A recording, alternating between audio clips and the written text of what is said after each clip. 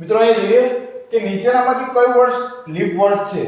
1700, 1800, 2024 અને નથિંગ, એટલે કે કશું જ નહીં, કોઈ પણ નહીં આમાંથી. હવે આપણે પહેલા 1700 જ જોઈશું.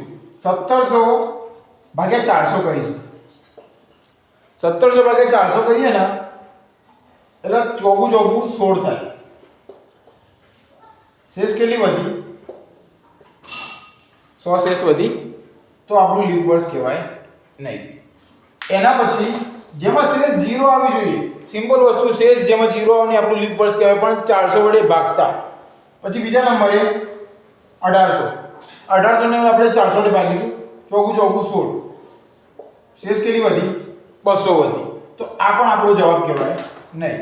પછી 2024 આપેલું છે. 2024 આપેલું છે એટલે સિમ્પલ વસ્તુ કરવાની. પહેલા શું કરવાનું ખબર? 2000 ની સાલ હોય ને એને ભાગી નાખવાની. 2000 ની સાલને ભાગીએ 400 વડે તો 4 × 5 = 20 થાય, એટલે 2000 થઈ ગયા. બરાબર. શેષ કેટલી આવી? 0 આવી. ઓકે, આના પર આપણી થોડી કન્ડિશન છે કે આ જવાબ હોઈ શકે. બરાબર. એના પછી 2000 ની સાલમાં 0 આવી ગયા, શેષ 0 વધી. એના પછી 24 વર્ષ બાકી રહે. 24 વર્ષ બાકી રહે ને, 24 ને કેટલા વડે ભાગવાના? 4 વડે. 4 વડે ભાગતા 4 × 24, 0. શેષ કેટલી આવી? 0 આવી. એટલે આપણું શું કહેવાય? લીપ વર્ષ 2024 છે.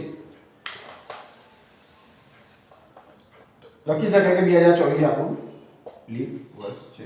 ઓકે.